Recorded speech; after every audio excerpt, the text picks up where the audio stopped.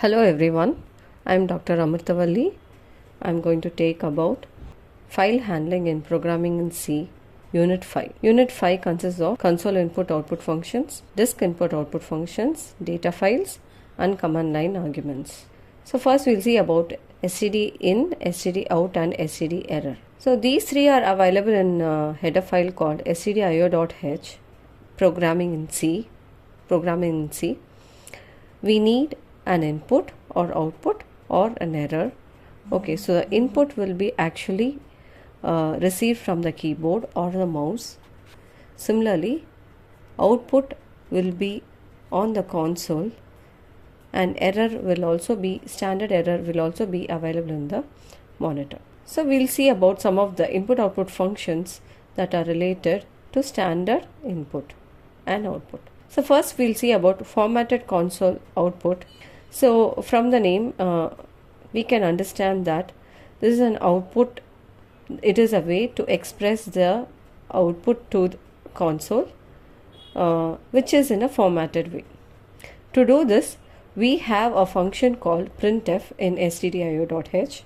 So this printf function takes in a format and a set of arguments. So this format will contain conversion specifications and argument 1, argument 2, etc. will be the ones actually printed. Now we'll see what are the conversions available in printf function. So whenever a character is preceded by a percentage, it means that there is some conversion that is about to happen. So for example, you can see a minus sign specifies left justification. You can also specify minimum field width, a period separating the field width and precision, the precision that specifies maximum characters for a string, number of digits after the decimal for a floating point, minimum number of digits for an integer, and H for short or an L for long. Common printf conversions we can see like %d, which is nothing but the int argument is printed as a decimal number. Then we have %u for unsigned number and %s for the string until /0 is seen or the number of characters in the precision have been printed. %f to specify a floating point number and %x or %X indicates a hexadecimal number. %c indicates a single character and %p represents the pointer argument that is about to be printed. So you can see some of the examples here. An int consists of 5678 and double consists of 4.123 and name is defined as Bob. So for printing these, you can see the different ways of using type specifications like %d, %8d and %-8d, %10.2f, etc. So %d just implies that the value that will be output is 5678 is a large number, whereas 8d represents the number of decimal digits or the space that has to be given for that number and int. -8d represents the right justified number and 10.2f represents the total number of digits has to be 10 and after decimal point there should be 2 precision. Then you can also see the sum of %d and %8.4f where a int, a double and int plus double is added and given. And the last example states printf hello %s, which this %s is actually replaced by name. Now we'll see about keyboard input. We have seen about output, how to format your output. Now we'll see about keyboard input. In C, keyboard input is accomplished using the scanf function. Scanf reads user input from stdin. Calling scanf is similar to calling printf. Here again we can see the arguments are, the first one is a format, next is the argument 1 and list of arguments we can have. But the difference is we need to use the addresses of these variables which is not required in printf. So we'll see about scanf format string. The scanf format string usually contains conversion specifications that tell scanf how to interpret the incoming field or the input field. The input field is a string of non-white space characters. The format string usually contains blanks or tabs which are ignored, ordinary characters which are expected to match the next character input by the user. Conversion specifications usually consist of percentage character indicating the beginning of the conversion, and an optional H, L or capital L for converting it into the corresponding data types. A conversion character which indicates how the input field is to be interpreted. These are some of the common scanf conversions. %D, a decimal number, a %U, an unsigned number, %X, a hexadecimal number, %F, %E indicates optional decimal point and optional %S for a string and %C for a single character. So these are some of the examples for scanf. For inputting age, which is a number, we use scanf %D conversion specification, and where it has to be stored, which is nothing but the age variable, which is of the type int, and the address is specified by ampersand. Similarly, for inputting GPA, you can see that we will be using the conversion specification as %LF, and the variable for it is GPA, which is a double, and where it has to be stored, we need to pass on the address of GPA. So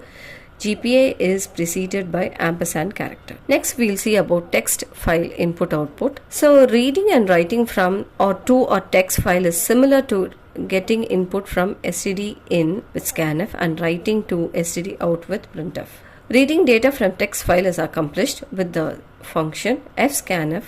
This function works the same as scanf but requires an additional parameter which is a handle to the file.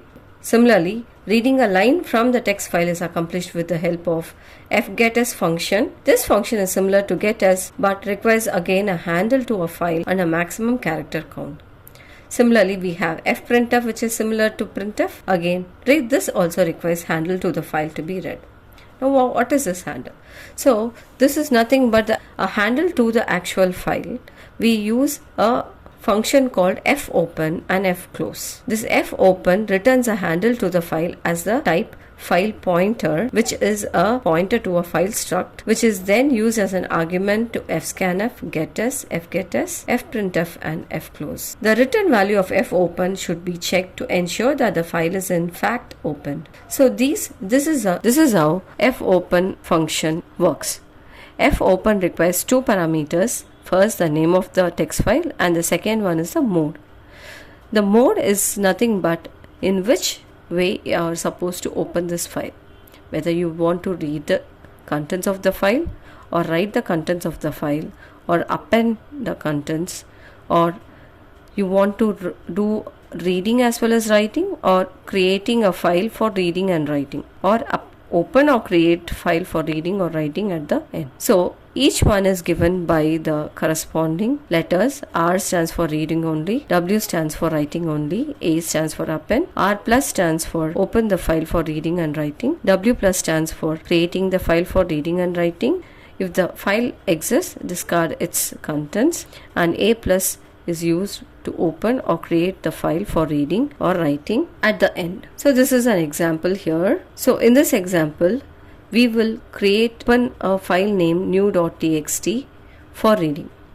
To do this, we need to create a myfile file pointer struct, which will actually, so how to use fopen of? Open the file name new.txt for reading. This is the syntax for it. File star myfile is equal to fopen of new.txt comma r.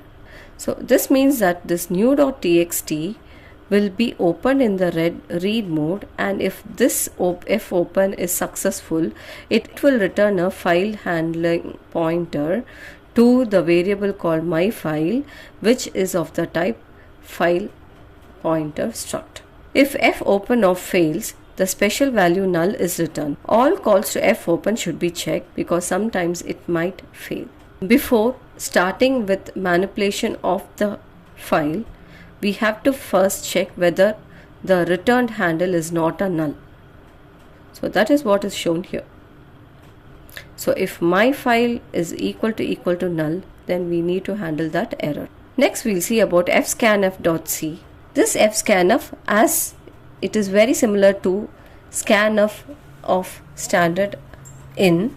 So here you can see that there is a variable called x of the double type and I star ifp, a file pointer. This ifp is made to point to a data file called test_data.dat, which is opened in a read mode. We first initially check whether the ifp is null. If it is null, we just exit. Otherwise, we just read the contents of the file ifp, that is nothing but test_data.dat, into the variable x. Here we have used the same kind of conversion specification %lf. Once after reading all the contents of the file, now we can close the file using fclose of ifp. Now whatever we have read from x can be printed using the printf function. Next we'll see how to detect end of file with fscanf. When reading an unknown number of data elements from a file using fscanf, we need a way to determine when the file has no more data to read, that is, we have reached the end of file. Fortunately, the return value from fscanf holds the key. Fscanf of returns an integer, which is the number of data elements read from the file. If end of file is detected, the integer return value is the special value EOF, capital EOF. Example for it, you can see in file is a file pointer and age is an integer. Now we open a file called myfile in the read mode, and if the fopen is successful, it will return a file handler to infile. So before proceeding into manipulating myfile using infile handler, we first check whether infile is not null. If it is null, we just exit. Otherwise, what we do is we just read all the contents of that file using fscanf and while loop and read it into the age, which is an integer, and within the loop we also print the same. After reading all the contents, the age, after reading all the ages that is there in the file myfile, end of file will be read. So when the fscanf encounters EOF, automatically the execution of the loop terminates and it comes out of the loop. Then we close the infile using fclose function and then we stop. Next we'll see how to use fprint. So fprintf is a function to print formatted output into the file. It is very similar to printf of standard output. Here you can see the example here. So pi is given a value 3.14159, which is of the type double, and there is a file pointer OFP, which is of the type file pointer. Again, this file, using this file pointer OFP, we try to open test.out in write mode. If at all, if the file pointer is null, we terminate. Otherwise, after opening this file, we print the text hello world in it. So hello world is the first line. After hello world, we can see that there's a /n which indicates the next line. So the next fprintf is about to print. Pi is defined as, the value is given as 3.14159. Okay, that will be printed, but in the second line. So the contents of the file test.out will have two lines, the first line being hello world and the second line being pi is defined as 3.14159. After doing the printing into the file, we close that particular file pointer to release the file handler. So there is a function called fgetS. There are also many other functions like fgetS, fgetC, fputS, fputC, etc. So this fgetS helps in reading the string from the file pointer pointed to a file. So fgetS has three arguments: a buffer, size and a file pointer. Buffer to put the data in, size of the buffer required, and fp is nothing but the file pointer. So this is one example of using fgetC. So here you can see that fp is a file pointer, ch is a character, and file name is again a character array or a string. So now using getS function, we try to get the name of the file which we want to open. So file underscore name actually is the name of the file which we are about to open. We use fp, a file pointer, to open the file mentioned in the fgetS in the read mode. Again, if the file pointer is null, then we exit the program. Otherwise, we will try to read the contents of that particular file using while loop and fgetC. So from this file pointer, from this file which is actually pointed by the file pointer, we try to read a single character at a time. After reading that character, we also check whether it has reached end of file.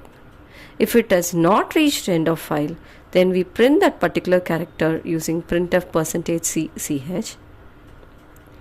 So it keeps doing until fgetC of fp actually fetches EOF. So when ch is EOF, that is end of file marker, that is ch has read end of file marker, the loop terminates there. After terminating the loop, we close that file pointer.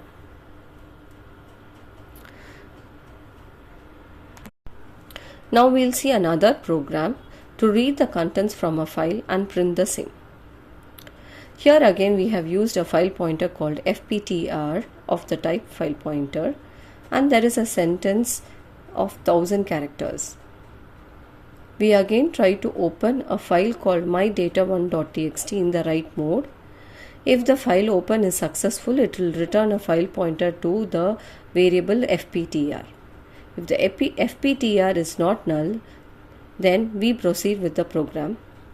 Now, with the help of fgetS, we try to read in from this file into the variable character array. So, after reading, we try to print that into the sentence again.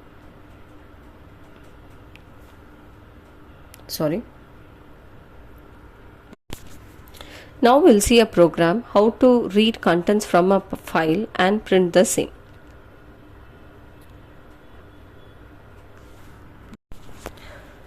Now we'll see a C program to read the content from the standard in and print the same in a file using file functions. You can see there is a sentence variable which is of a character array and fptr which is a file pointer. And now we are going to try to open a text file called mydata1 in the write mode, and if this file is opened successfully, it will return a file pointer to fptr. So after successful, if the file pointer is not null, then we try to get a sentence from the standard input, that is nothing but your keyboard, with the help of the function called fgetS. So in this fgetS, you can see there are three parameters. The first one is a sentence where it is about to go and save, and next is the size of the sentence, which is nothing but 1000, characters or bytes, and third one is from where it is about to be read from. Okay, here it is nothing but std in. It can also be a file pointer. Now from the keyboard, some string will be actually read into the variable called sentence. Now after reading into the sentence, we try to print the same into the mydata1.txt with the help of the fprintf function. Here the fprintf function again has three parameters. The first one being the file pointer, second one how it has to be represented, that is %s, which is nothing but a string, and third the content which has to be written into the file, which is nothing but sentence.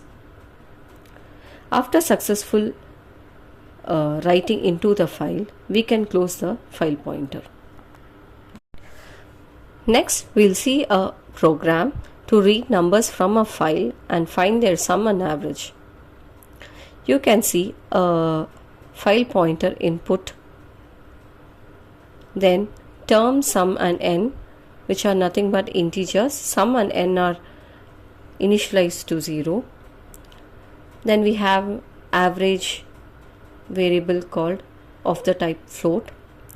Then there is a file called numbers.txt which is opened in the read mode, and if the opening is successful, it will return a file pointer to the input variable.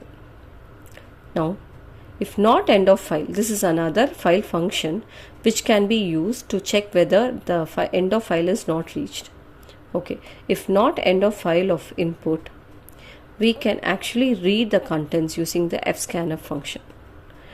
So this fscanf function again has three parameters. The first one being the input, which is nothing but the file pointer itself. The second one is a %d, represents that the whatever is going to be read, it will be read as integer. And third, where this has to be stored. This will be stored in a variable called term, an integer variable. Now we try to sum each time this loops until the input, the data that is read from the input is not end of file. And we also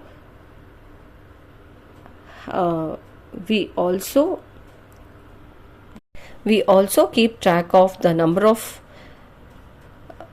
numbers that is read from the numbers.txt. With the help of this, we can actually find out the average and print it. Till now we have seen how to access file using formatted input output as well as unformatted input output. But all of these have used sequential file access. That means from the start of the file you can either read, or from the start of the file you can write. But randomly accessing the file is not possible with all these functions. So to do that, we have functions in files like fseek, ftell and rewind. Fseek has three parameters, the first one being the file pointer, second one being the offset, and third is the position. So the purpose of fseek is to make your file pointer move anyway, randomly. So the position here 0, 1 or 2 can be interpreted as beginning, current or end. And offset means the number of locations to move from that particular position. Okay, for example, we can see fseek of fp, m, 0. It means that fp is a file pointer. That file pointer will be moved to m plus 1th byte in the file. Whereas fseek fp, minus 10, 2 represents fp is a file pointer which will be moved backwards from the end backwards in the 10th position. So we also have a function called ftell of fp, which represents the current byte position in the file. It returns the current position of the file, current position of the file pointer. Rewind function helps in resetting the position of the file pointer to the start of the file. So you can also use file handling functions like fread and fwrite. Both these fread and fwrite has three parameters: buffers, number of bytes, count, and the file pointer. So buffer is nothing but a region of memory where, if it is going to be a fread, where the data will be stored, or if it is for fwrite, where the data will be read from. Buffer in fread is a pointer to a region of memory that will receive the data from the file. Buffer in fwrite is a pointer to the information that will be written to the file. The second argument is the size of the element. It is in bytes. For example, if you have an array of characters, you would want to read it in 1 byte chunks. So num bytes is 1. You can use size of operator to get the size of the various data types. For example, if you have a variable int x, you can get the size of x with size of function of x. So this is an example how to use fwrite and ftell, rewind, etc. So there is a bank account structure wherein you have customer name, number, and balance, and you are asking the user to enter the customer number, customer name, and account balance. Now we will be trying to write all these contents into a file. To do this, we have a function called write to file, which will take a parameter ACC, which is nothing but the bank account variable. So this is the actual function. You can see ACC is nothing of the type, nothing but a bank account variable. Okay, that's the input parameter, and we open a file called acc_detail.dat in the append mode. If it is successful, it will return a file pointer to a file pointer variable called fp. So if the fp is not null, then what we do is we fseek fp, 0, 2. That means from the start of the file, from the start of the file, 2 bytes your file pointer will be moved. Now at that particular location, we use a fwrite function to write into the actual contents of the account, which are customer name, customer number, and customer balance. And how many such records we are going to write? 1 record, and the size of account represents that size of the actual. After successfully writing all these, we close the file pointer. Next we'll see about command line arguments. So generally we run the program, but we never give arguments to the program itself, but we can do it while using Unix C or Linux C or so. So to provide arguments, we use this command line arguments. So how to use these arguments are, we have the main function. So this main function will be for passing 2 arguments, int argc and char star of argv array.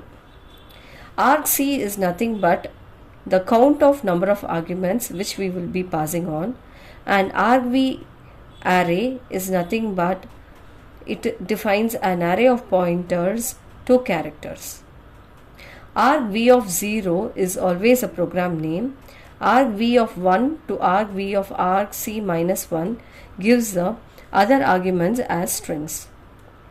So we can see the example here. So this is a very simple program. We have, if argc is greater than 0, we are going to repeat something within the body of the while. You can see that each of the arguments that is being passed or in the argv array is printed until argc is 0. So how is it executed? Here you can see that cc args.c -o args.out. This is how we actually compile our C program in Unix. To execute it, we have the second command, which is /args.out to join leave 6.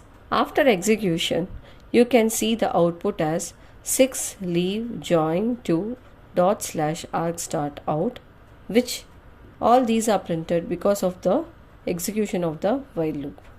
Thank you.